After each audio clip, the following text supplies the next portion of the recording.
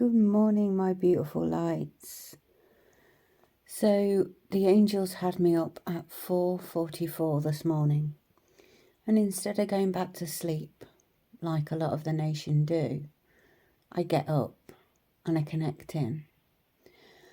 I came to sit in the conservatory, and we've had these strong messages the past probably 48 hours, and it was a case of piecing all the puzzle together. So get comfortable and listen and tune into your inner ocean, and we can connect together. So I'm sat in the conservatory this morning, and it all adds up together, so bear with me because there is a lot to sort of get through here. The calm before the storm, the inner connection has been needed. This is when you listen to the ocean of your inner soul. This is when you have big questions about your movement forward in life. And it's time for deep introspection and that hermit sort of mode where you focus inwardly for answers. Now, I work with all the elements, every single one, including the earth energies a lot, obviously with what I do for work. It is a huge part of my practice. It's a huge part of my life. And it's my connection to source, to God, whichever you choose to call. And the elements around us are also nature. So what's happening now is you're seeing certain karmic energies around you. Ones that are so attached, they're making choices. They've continued to make the same choices. Now, this is up to them. Remember, karmic people are here to teach you lessons also. How not to live, how not to be. We learn from everything, the light and the dark. Remember that. We forge our own path. They're simply walking theirs. You need to allow that process. The shift in frequency is happening. Now we've been through this huge energetic shift, which is why you're seeing, this is why you're feeling, this is why you're experiencing these things within your universal energies right now. Now I sat down and I saw one magpie. Now in the UK it's said to be bad luck. But I didn't feel that vibration. In fact, I went to get him some food. Now, I don't often feed the birds, and I'll explain later on because I have cats, okay? Michael sat here with me. My cats don't tend to attack birds at all. It's happened once, and I'll explain when we get further. And that's in all these years. So this one magpie is said to be bad luck. But in essence, it's saying patience, whilst your blessings unfold. They're very spiritual birds, meaning spiritual transformation. They come when you're seeking spiritual comfort and answers about your future. This is why the introspection and the soul connection is needed right now, to seek your inner ocean, to reflect deep within, because the answers lay within you. And this connection can only happen when it's you and source, you and God, right? And this is when you tune in. And the only time you can actually have it is when you really reflect deeply. And it's hard to do because when we go within, obviously there are shadow aspects of self, there are shadow aspects of those around you that you have to face. This takes real grit, strength and determination to want to move forward. It's like igniting that inner warrior I spoke about the other day. But what they do highlight is where we are in the present. That every choice we have made is a ripple effect on our experience. It's saying the worries you are fearing, you are now ready to face. That introspection is needed. It's to give that understanding that when we do, we open ourselves up to change. Embrace the big questions as you'll get big answers. When they come in your garden, they're here to tell you everything will be okay. They are here supporting you whilst you ponder on the big questions. We can only do this through that reflection time. A magpie gets a bad rap due to the stories told with Jesus whilst on the cross, that it didn't mourn or console him in any way. and it didn't accept the invite upon Noah's Ark. But when you look at a magpie, what do you see? Black and white, light and darkness. It represents balance, the importance of this within our life, our light, our shadow, the duality. They are black and white for a reason. It can also represent the divine masculine and the divine feminine. And what's happening currently is a magpie is dedicated to his family. The male tends to go out early in the morning to seek for the female and the babies back at the nest. When they mate with their mate, they mate for life. This is a beautiful quality they hold. Their hearts are fully with that divine feminine, that divine masculine that they have. The male is hunting for his family. They can also speak of the psychic transformation, the shift, the next stage that's happening currently. They like shiny things, but it's also, when they like shiny things, you have to see it as the duality. You know, from the darkness comes the light. Once you learn the lessons within oneself and you go into that inner ocean to understand the shadow aspects of what we are, we can heal it and then we embrace it. We understand, okay? So it's really significant because I've just been following on social media, and if you haven't seen them, there is Peggy and Molly, and it's this magpie and this dog, and they have the most beautiful friendship. They rescued this magpie and brought her back to life, and this friendship that's formed is absolutely beautiful. After that, then came the robin. Now, this is what I was speaking about. The robin, we're talking about duality, right? We've got the light and the dark. So if you see a magpie as a shadow, then you see a robin as light. Now, this robin is very significant. This is the one time my female cat caught a bird. And this robin was caught. It was brought into the house. I managed to get it off her. And it had a puncture wound in it. I was absolutely mortified. In fact, you know, vulnerability here, I absolutely sobbed, and I held this robin in my hands and I raked this robin, and then I placed him or her, I believe it to be a him, I felt a male energy, upon the roof. And the crows have just arrived. We'll talk about that. I placed it upon the roof and raked it, and I prayed and I raked, and this robin comes to visit me absolutely fine, probably 3-4 times a week, and I feed him, I nurture him in every form.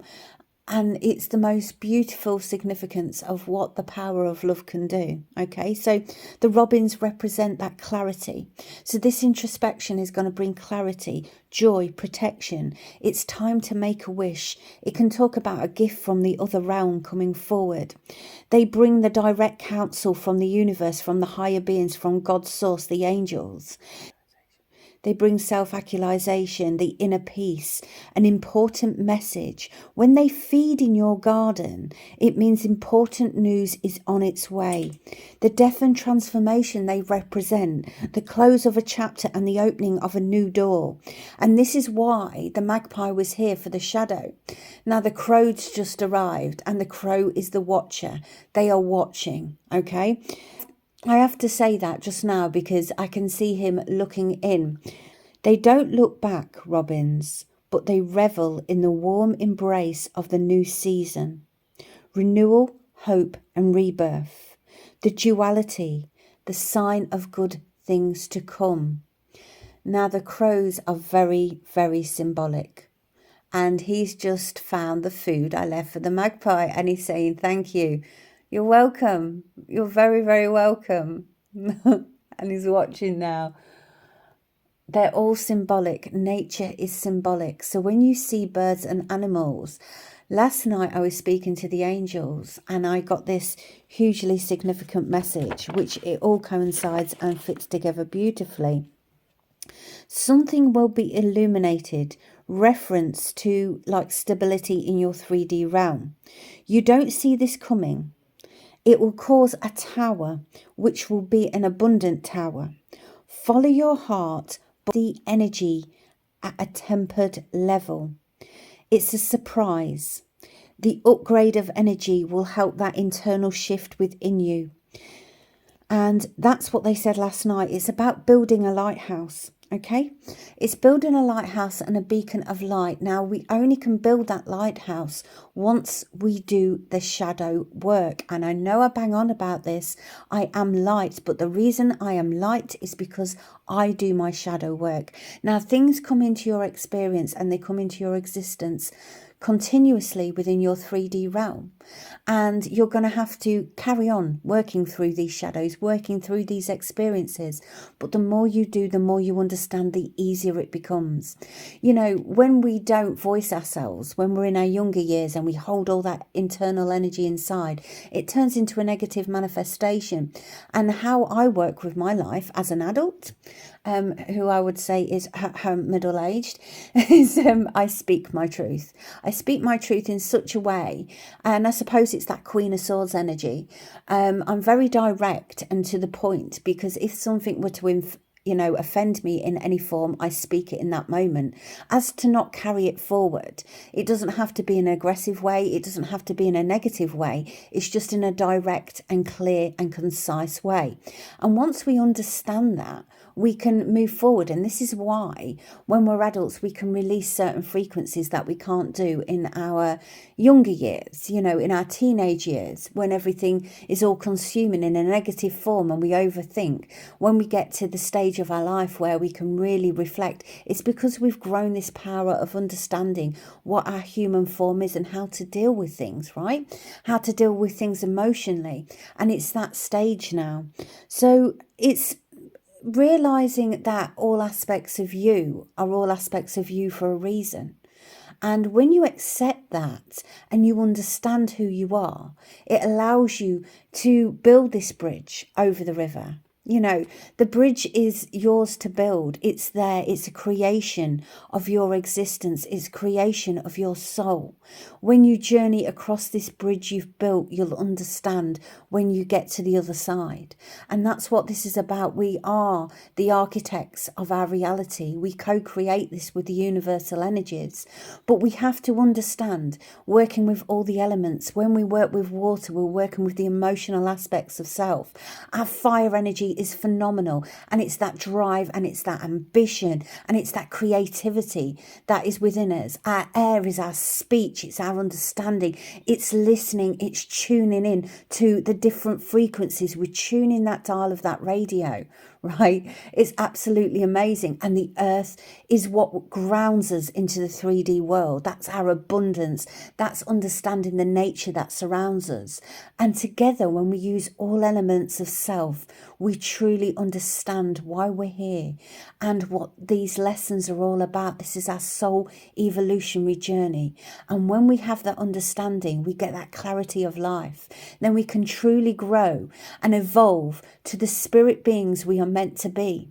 And when I say that, we're going to just build upon this. I'm sorry I'm keeping you, but it's understanding. When I say that about this being, this spiritual being we're meant to be, we are spiritual beings having a human experience. And the purpose of this life is to grow and evolve. It's to understand. It's to learn from one another. We talk about the karmics that are playing out in front of us right now. Now, there's certain energies, but they're lessons too. And the robin is back. Hello. Lovely to see you. Oh, it's so amazing. Just sat here. Oh, honestly, they fill my heart with so much joy. Oh, I feel such abundance. Thank you for your visit. Obviously, it can talk about the other realm visiting us, which we have a lot, obviously, here in my beautiful healing world. It's absolutely gorgeous. I feel very abundant and very blessed, and I'm in a state of gratitude right now. Always, but particularly in this moment. And when we understand what this earthly plane is all about, then we can truly be free, right? It's all about you breaking free. It's all about the understanding of why we are truly here. The words your soul speaks. And when I say speak, it's like a remembering. You know why you're here. You know what your journey is. Do you work for the light? I'm sure you do if you're listening to this channel. I'm sure you do. And when you are light, within a dark world, because it can be, then you are a beacon of hope and love in a frequency. And that's what they want you to be. Now you only can be that beacon once you do the inner work. Because what happens is it removes the stagnant energy. Your internal energy reflects your external experience. Remember that. So once we clear this internal energy, it allows us to be the beacon that we're meant to be. You then are the lighthouse. So that is your message from Spirit, my beautiful lights. I hope you've enjoyed it. And from nature, which is absolutely gorgeous. It's understanding all of it. Now, the numbers you're going to be seeing are 444, 333, bear with me, there's a few, and 344. So look out for those. Be the bearer. Anchor the light in. And until next time, my beautiful lights. Bye-bye for now.